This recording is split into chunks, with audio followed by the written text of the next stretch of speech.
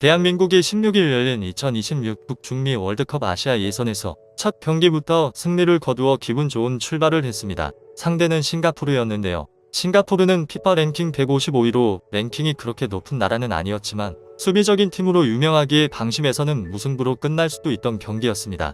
전력상 약체인 싱가포르는 한국을 상대로 선수비 후역습 전술을 꺼내 들 가능성이 컸기 때문입니다. 그렇지만 이미 클린스만호는 지난 10월 A매치 두 번째 경기인 베트남과의 친선 경기에서 수비적인 운영을 하는 팀을 상대해 본 적이 있는데요. 베트남은 그 당시 수비적인 운영을 펼쳤습니다. 하지만 한국이 이른 시간 득점에 6대0 대승을 거둔 적이 있는데요. 그렇기에 손흥민은 전날 열린 기자회견에서 라인을 내리면 쉽지 않다.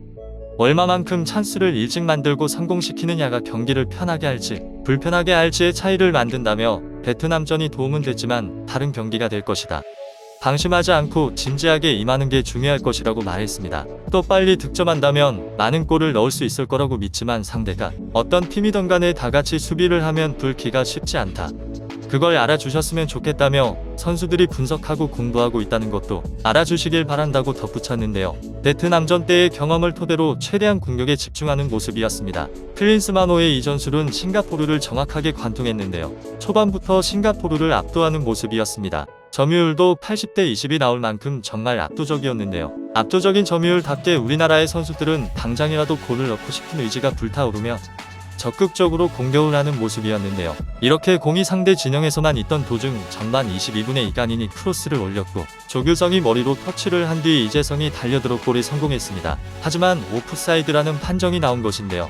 중계 화면상으로는 온사이드로 보였지만 VAR이 없는 경기라 정정이 되지 않았고 결국 오프사이드 판정으로 골이 취소되기도 했는데요. 이렇게 전반이 끝나기도 전에 손흥민, 이강인, 황희찬, 한인범 등 다같이 힘을 합쳐 골을 넣기 위해 고군분투하는 모습이었습니다. 싱가포르는 라인을 내려 일명 두 줄 수비까지 하고 있던 상황이라 골을 넣기가 정말 쉽지 않은 상황이었는데요. 그럼에도 우리나라 선수들은 포기하지 않았습니다. 마침내 전반 44분 이강인이 뒷공간으로 꽂아준 패스를 조규성이 달려들어 왼발로 슛을 찾고 결국 골로 이어졌는데요. 이렇게 전반전은 마무리가 됐습니다. 후반전이 시작되고 우리나라의 선수들은 더욱 의지가 강해진 모습이었습니다. 전반전의 기세를 이어 후반 시작한 지 무려 4분 만에 골이 터진 것인데요.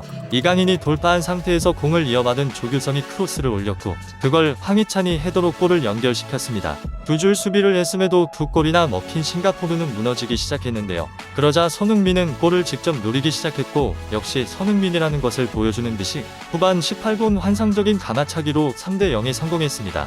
손흥민은 오랜만에 손흥민 존으로 불리는 페널티 박스 밖에서 골을 성공하는 모습이었는데요. 5분 뒤에는 페널티킥을 얻어내 황의조가 성공하며 스코어는 어느덧 4대0까지 갔고 싱가포르는 그야말로 속수무책으로 당하는 모습이었습니다. 손흥민이 보여주자 이번 경기에서 전반부터 좋은 모습을 보여주던 이강인이 마침내 골을 터뜨렸습니다. 왼발 무회전 슈팅으로 중거리포를 터뜨리며 골에 성공했는데요. 이 골을 넣으면서 이강인은 A매치 3경기 연속 득점에 성공했습니다. 이렇게 경기는 5대0으로 마무리됐고 한국의 압도적인 승리로 종료됐는데요. 물론 중간에 싱가포르가 득점을 했으나 오프사이드 판정으로 인해 취소되긴 했던 경우도 있긴 했습니다만 5대0 승리로 마무리되었는데요. 이 경기를 본 사람들은 한국에 대해 극찬을 하기도 했습니다. 싱가포르는 국가대표가 맞는 거지?